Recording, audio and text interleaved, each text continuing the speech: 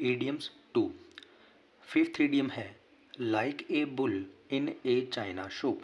Like a bull in A China shop का meaning है if someone is like a bull in A China shop he is a cause of damage and often makes mistakes.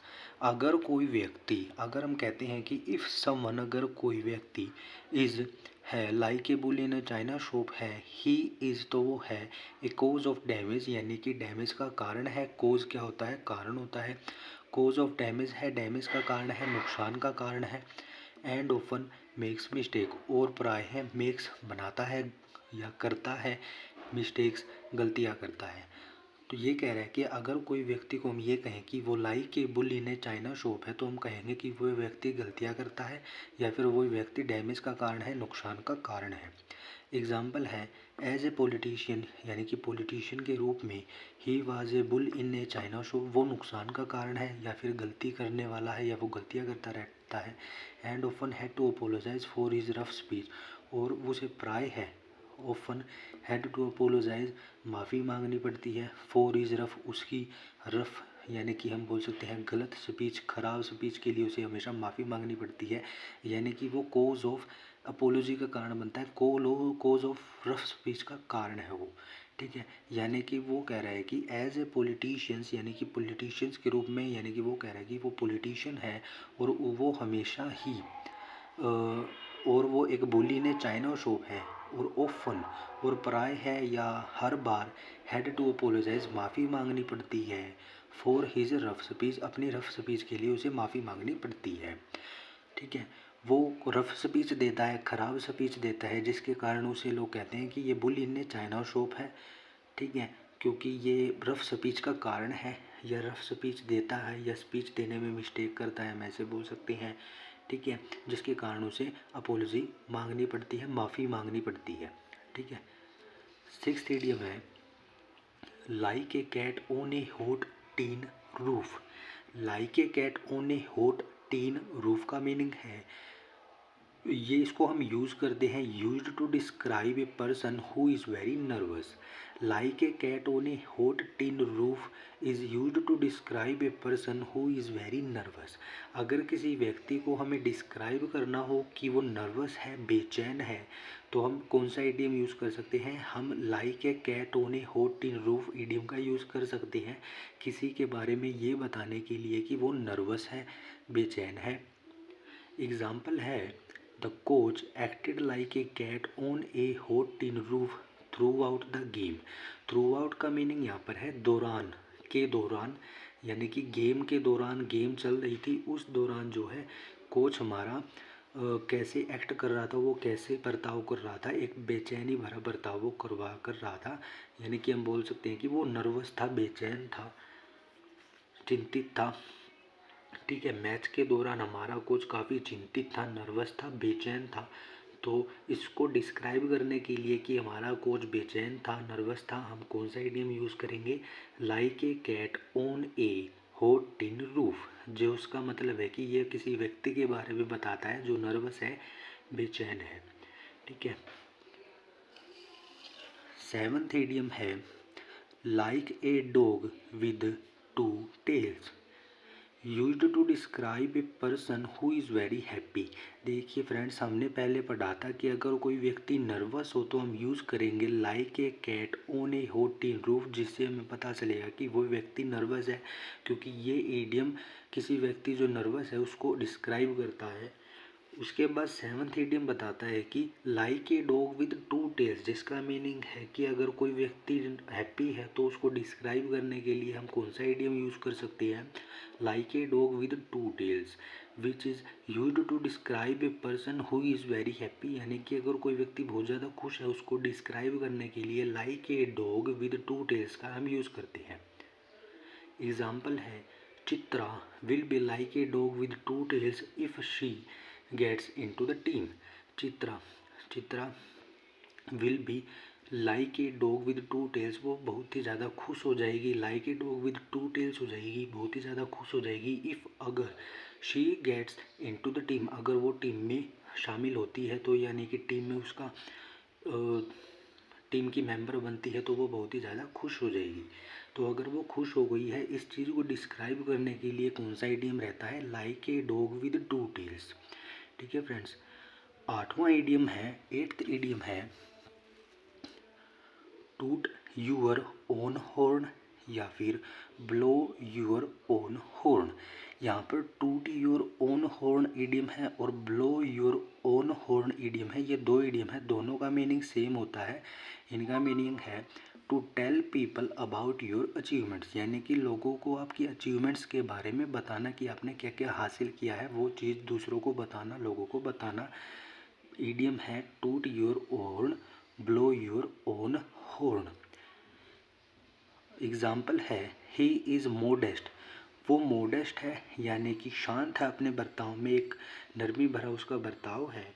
Works very hard, और बहुत ही मेहनती है। And doesn't blow या टूट his own horn much, और वो अपनी जो अचीवमेंट्स हैं उसकी, उनके बारे में ज़्यादा, वो मच यहाँ पर ज़्यादा के रूप में यूज़ हुआ है, यानी कि वो ज़्यादा ब्लो टूट हिज ओन हॉर्न नहीं करता है, यानी कि वो अपनी अचीवमेंट्स के बारे में ज़्यादा बताता नहीं है, ज़्यादा बातें नहीं करता है। ये कह रहा है कि ही इज़ मोडेस्ट, वो नरम है, शांत बर्ताव का है, और वर्क्स वेरी हार्ड, और काफ़ी हार्ड वर्किंग है, यानी कि हार्ड वर्क करता है वो। एंड और डजेंट नहीं ब्लो टूट हिज ओन हॉर्न, वो अपने बारे में ज़्यादा, अचीवमेंट्स के बारे में ज़्यादा बात नहीं करता है, मच ज़्यादा। ठीक है, यानी कि ये कह रहे हैं कि वो नर्म है, हार्ड वर्किंग है, और वो अपनी जो अचीवमेंट्स हैं उनके बारे में वो ज़्यादा बातें नहीं करता है, ज़्यादा नहीं बताता है वो अपनी अचीवमेंट्स के बारे में दूसरों को। He doesn't toot his own horn, he doesn't blow his own horn. ठीक है, टूट योर ओन हॉर्न और ब्लो योर ओन हॉर्न का मीनिंग होता है to tell people about your achievements, कि अपनी अचीवमेंट्स के बारे में दूसरों को बताना। ठीक है फ्रेंड्स, यहाँ पर एक सेंटेंस हमारे पास आया था चित्रा वाला, सेवंथ ईडियम का जो हमारे पास सेंटेंस है, एग्जाम्पल है, उसमें ये कह रहा है कि Chitra will be like a dog with two tails if she gets into the team. अगर चित्रा किसी टीम में, अगर चित्रा टीम की मेंबर बनती है तो वो बहुत ही ज़्यादा खुश हो जाएगी। इसमें देखिए फ्रेंड्स, यहाँ पर हमारे पास दो क्लोज हैं। ठीक है, Chitra will be like a dog with two tails, यहाँ पर इसने यूज़ किया है विल का, जो कि हमारा फ्यूचर इंडेफिनेट है।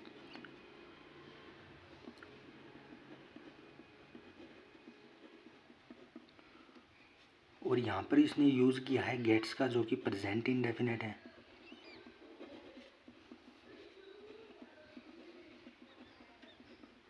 यानी कि प्रेजेंट सिंपल। यहाँ पर ये फ्यूचर इंडेफिनेट यानी कि फ्यूचर सिंपल।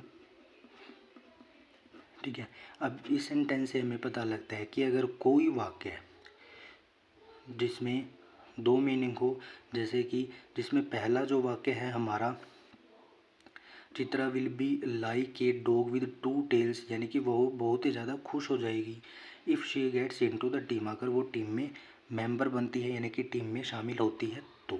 ठीक है, जो हमारा पहला सेंटेंस यहाँ पर बनेगा कि वो खुश कब होगी, जब वो टीम की मेंबर बनेगी।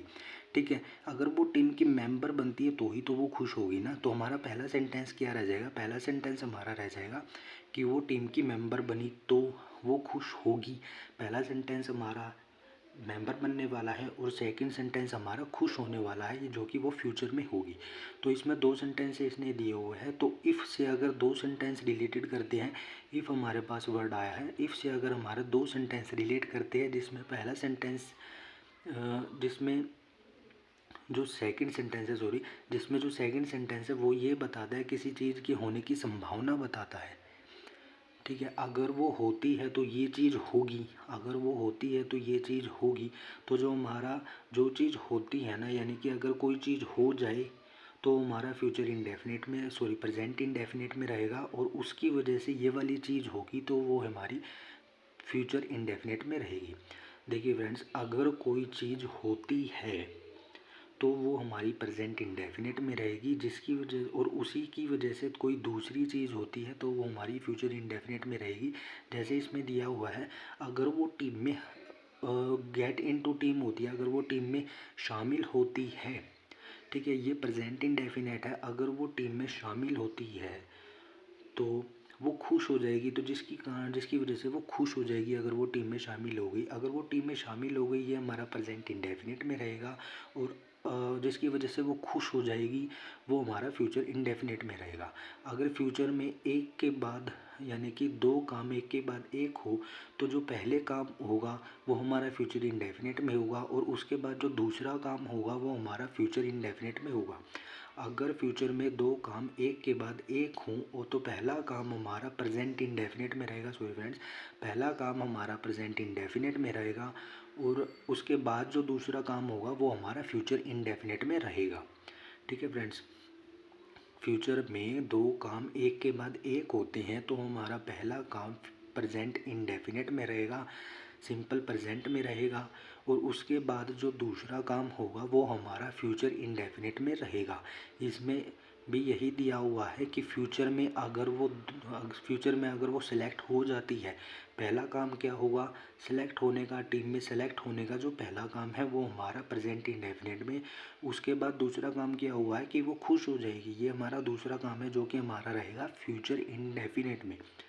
तो ठीक है फ्रेंड्स, ये हमारा इंग्लिश का रूल है जो बताता है कि फ्यूचर में दो काम एक के बाद एक होते हैं तो जो पहला काम होगा वो प्रेजेंट इंडेफिनिट में, और जो दूसरा काम होगा वो फ्यूचर इंडेफिनिट में होगा।